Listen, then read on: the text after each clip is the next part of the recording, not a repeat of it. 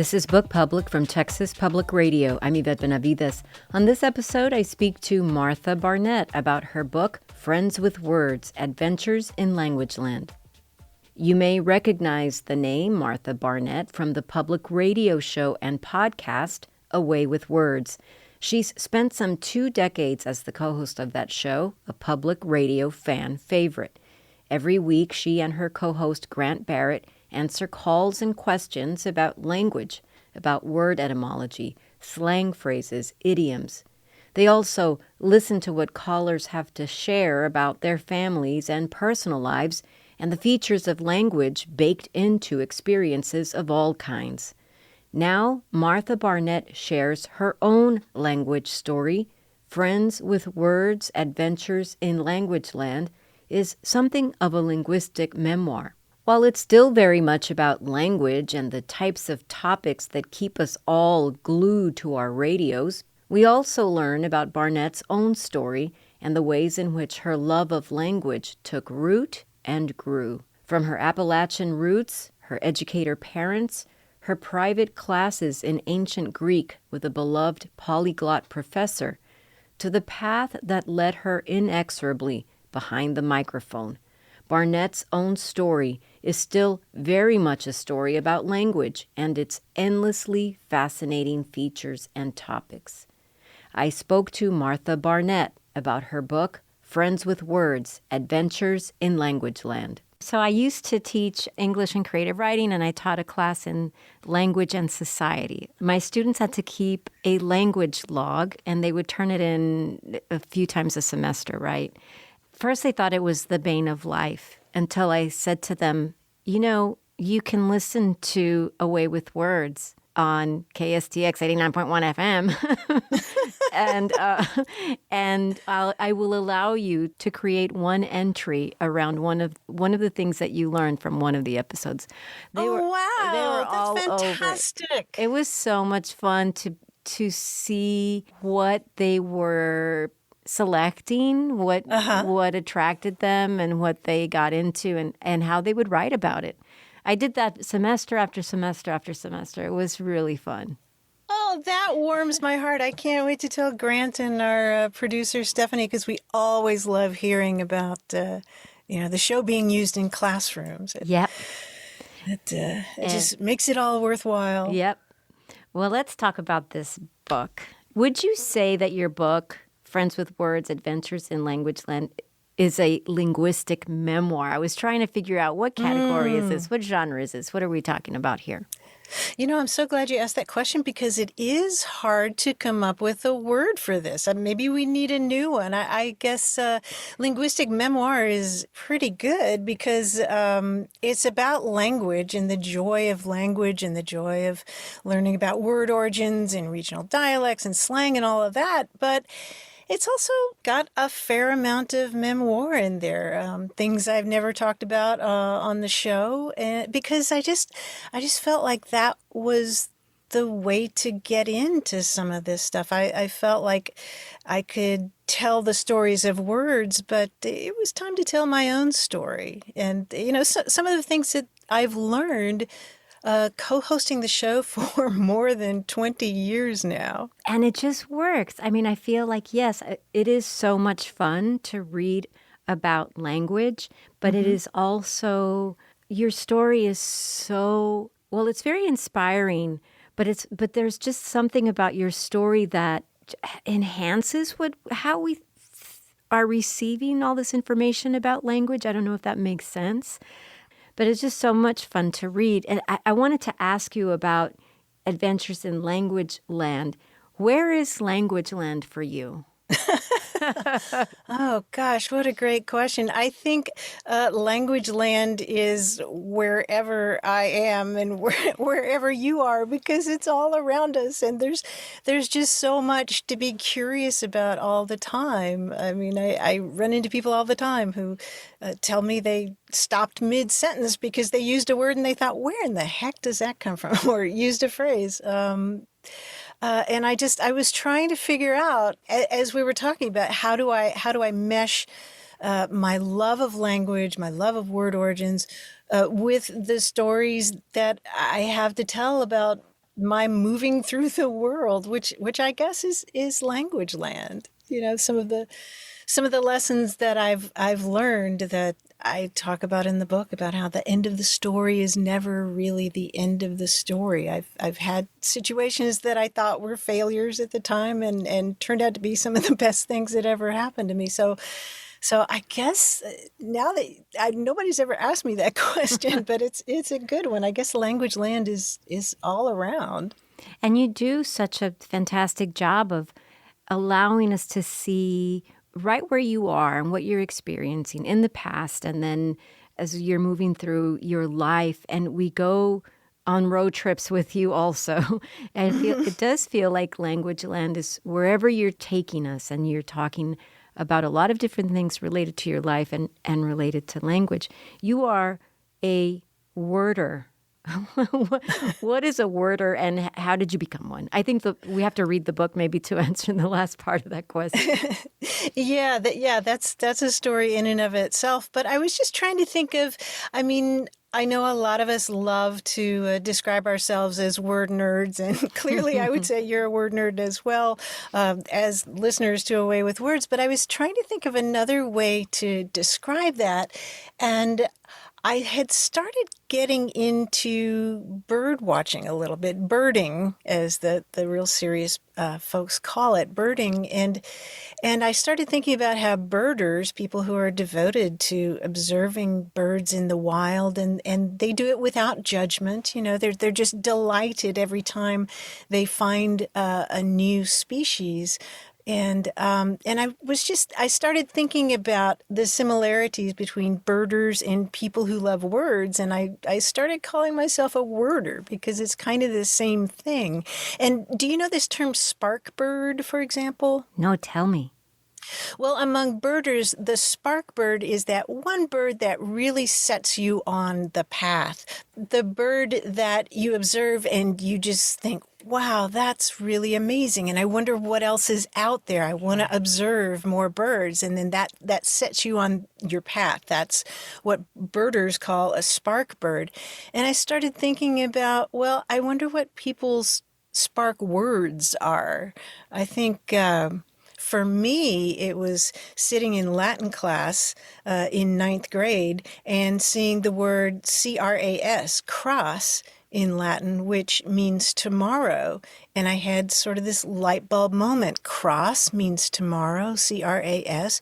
Does that have anything to do with the word procrastinate? And so I went immediately to the dictionary, looked it up, and that was sort of a spark word for me. That made me realize that words don't just spring fully formed out of the ground. That they have a history, and often they have a poetry hidden inside of them. And so I guess to bring that back around to birding, I think that many of us have a spark word, whether it's a word your grandmother used, or a dialect term that you come across when you're traveling around the country, or just some word that you found in your reading, and you just start to wonder and start to have that sense of curiosity that just that sets you on that path and keeps you going. So I think there are a lot of similarities between birders and worders.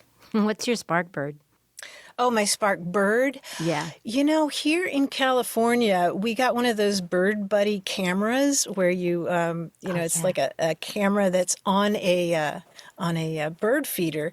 And there are birds called scaly-breasted munias, which I'd never heard of before. Wow. And I forget, it might be an indigenous name. I can't remember why they're called munias, but they just have these markings on their breast, and it was just something I'd never seen before. And then I got the Merlin bird identification app. Have you ever used this? Yeah, I've heard about it. Oh my gosh. It is the coolest thing. You must get it. It's free. You can download it on your phone, and you can just go outside and press a button, and you hear all these different bird calls, and they identify them for you right there and give you all this information. It's put out by Cornell University, and it is a fantastic introduction into birding. Oh, I used to follow the Cornell camera online. I would go. There you go. You log in. So I love roadrunners and woodpeckers, a particular kind of woodpecker, and cardinals, of course. But Mm. I was talking the other day to Peter Orner, who's my co-host on a different podcast called The Lonely Voice. We were talking about a story where a character who is an anthropologist, and he's a very unusual guy, and he feels something very strongly when he goes to the zoo and sees an ape. But he's a little frustrated with his wife's parrot. Mm-hmm. And that the parrot can talk. And we were, sort of overanalyzing what was going on there. I have a conure that talks, and I thought it's because the parrot can say words. And the wife would, in the story, would talk to this bird and not to the husband, and would talk to the bird about things where the husband was sort of excluded. But I thought there's this kind of soulfulness with a bird, granted, that is just parroting, that is just repeating.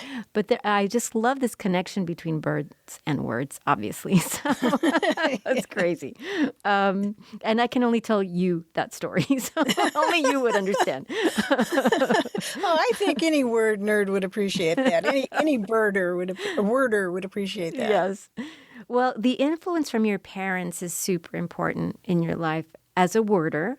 Can you talk a little bit about your parents? I'm so glad you asked that question because I rarely get a chance to talk about my folks, and I adored them both. And they were both educators. My mother taught English for 25 years in the public schools in Louisville, Kentucky.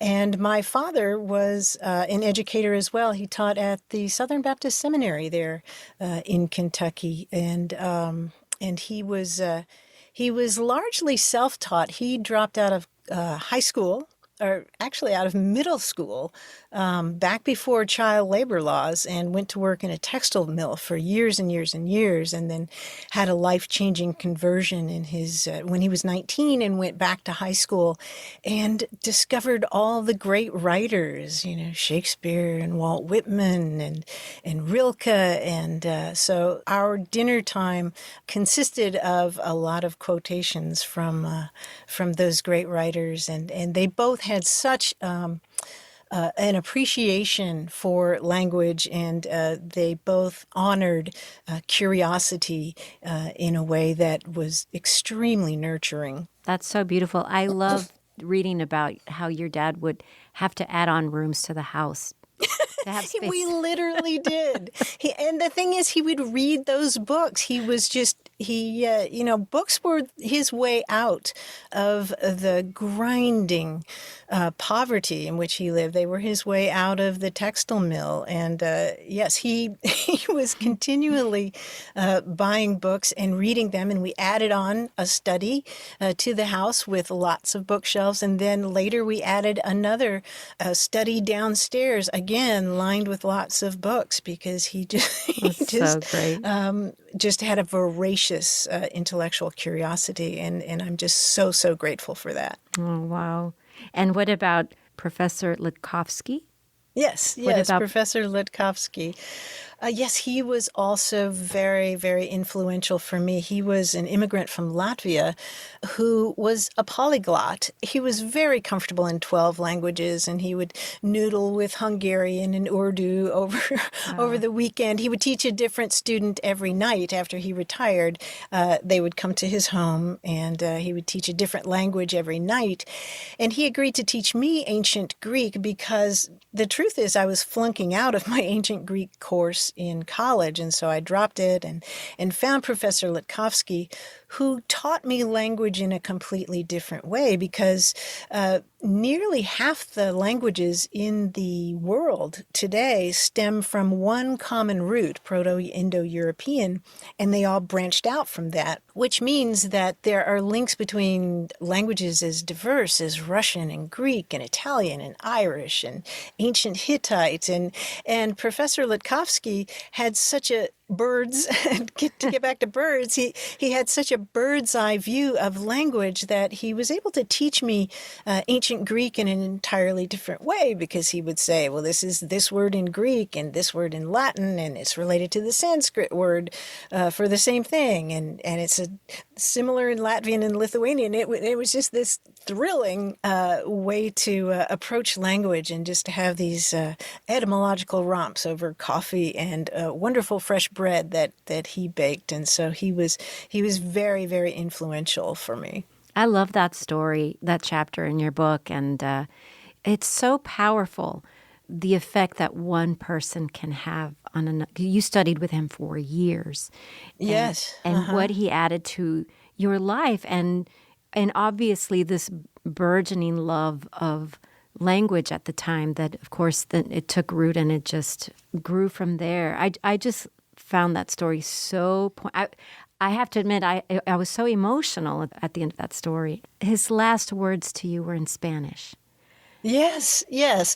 I found that really interesting because at the time I didn't know very much Spanish, and I had gone to visit him in the hospital, and there were newspapers lying around in various languages, so I was sure it was his room in the hospital, and we had a really nice visit. And then as I was leaving at the door, he didn't say it in the language we always communicated in, but for some reason he said to me in Spanish, "No me olvides," which, as you know, means "don't forget me." And I thought that was a little odd at the time, that he was reaching for a language that was at a remove from us both. But he died the next day, and I've never forgotten him. And everything I do now is an attempt to carry on, and pay forward all the gifts that he gave me. I mean, you're right. Teachers change lives, and you never know all the ripples that you're sending out, but I'm glad to be one of those ripples for Professor Litkowski. How beautiful. Is your favorite word still mellifluous? Well, let's see. Today, what day is today? What day is today?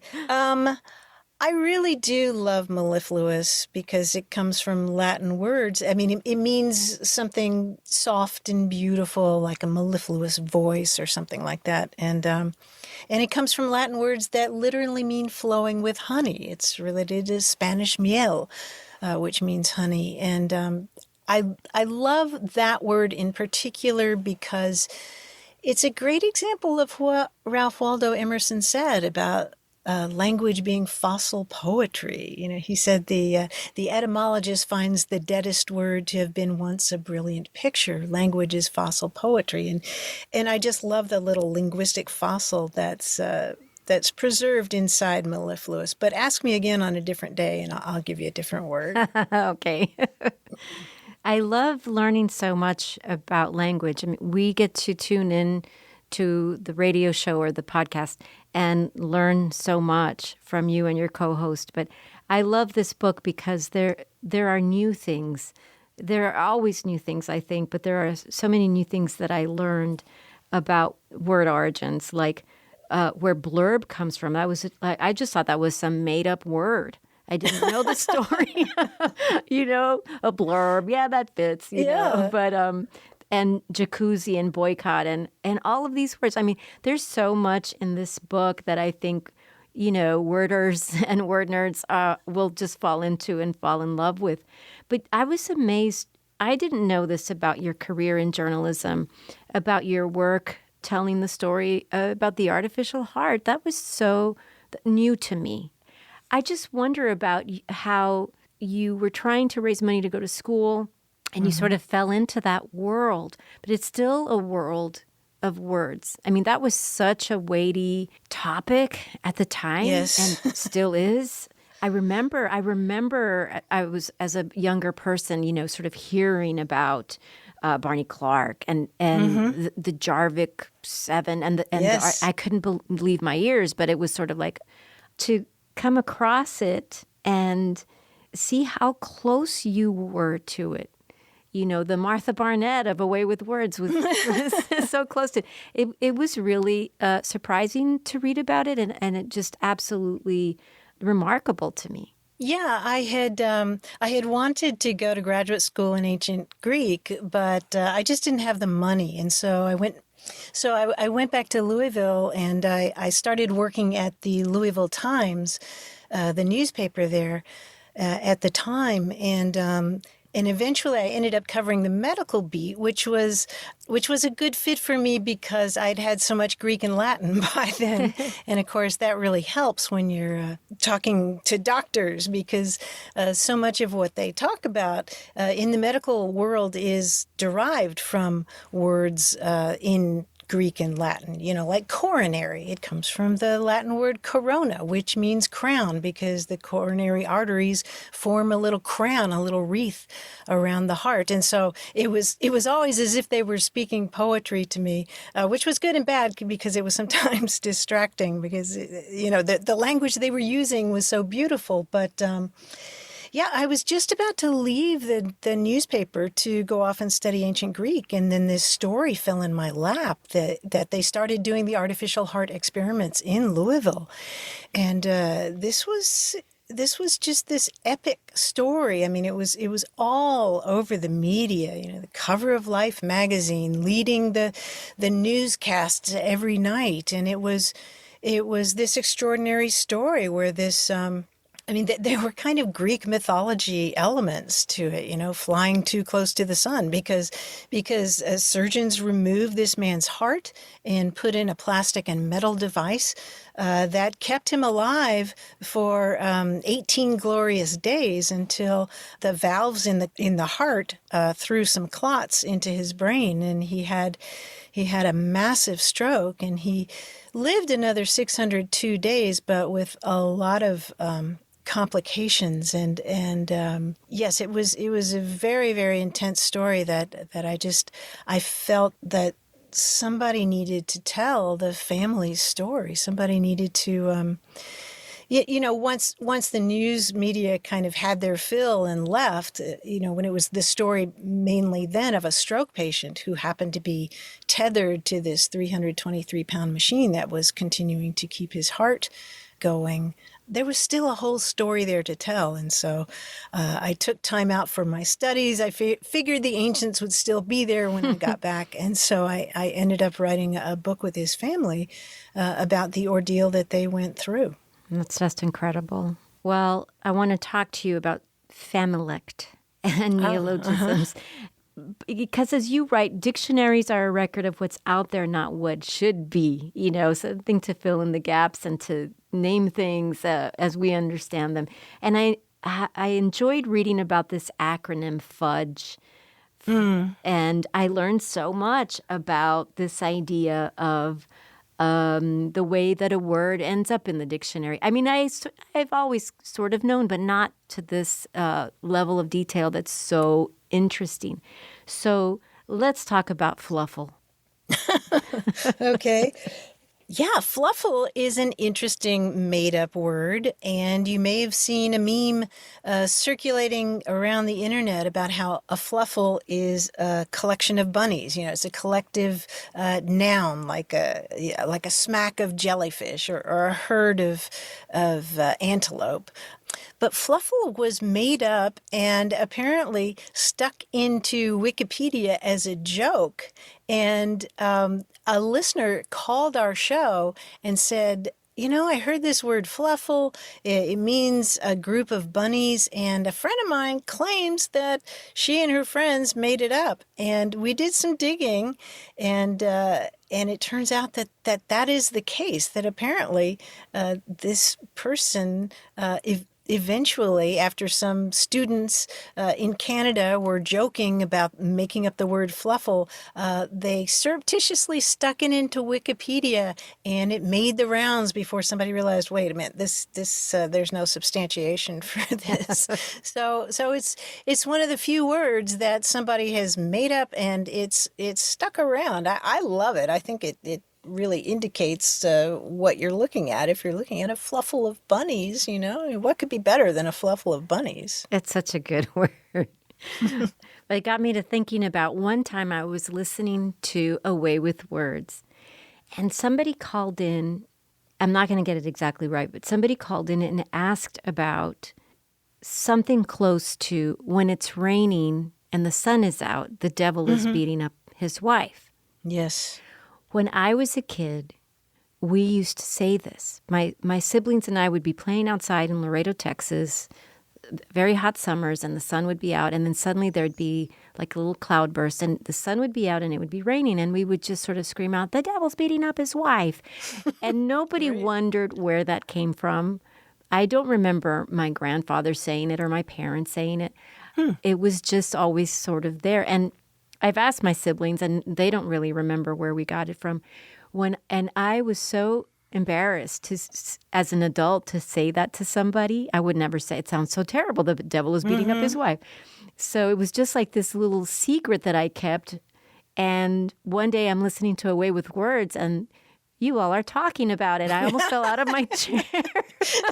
We're talking about your little secret. My little secret was all out there for everybody. It was such an incredible moment. I turned the radio up loud. I told my students about it, and then everybody knew. But yeah, I just love this about Away with Words. And I know that sort of despite your best efforts, you ended up, as you say in the book, behind the mic on the radio, Yeah. And I want our listeners to find your book and read about your life and this career, this journey that you've been on that led you to Away with Words. And tell us about Richard Lederer, if you can, and also about Grant Barrett. But there's just so much about that show and podcast that is really for everyone. I mean, from something that's so resonant and familiar to something, sort of kind of out there that I haven't necessarily wondered about or encountered, but that I find so interesting. There's just so much there. But I wonder if you can talk about how you got to Away with Words. Well, the previous co-hosts of the show, which was originally produced at KPBS here in San Diego, were Richard Lederer, and a lot of people know his books like Anguished English and Crazy English, and he has a PhD in English, and he also has sort of a Borscht Belt comedian's sense of humor, and so he's a very, very entertaining person to listen to on the topic of language. And his co-host was Charles Harrington Elster, who wrote books like The Big Book of Beastly Mispronunciations, and he was very much a stickler for proper grammar. And at one point, Charlie left the show, and so they did a nationwide search looking for a replacement for Charlie, and they found me in Kentucky writing my own little books on word origins, and I also had the world's worst public speaking phobia event. It was really, really bad. I do not believe it.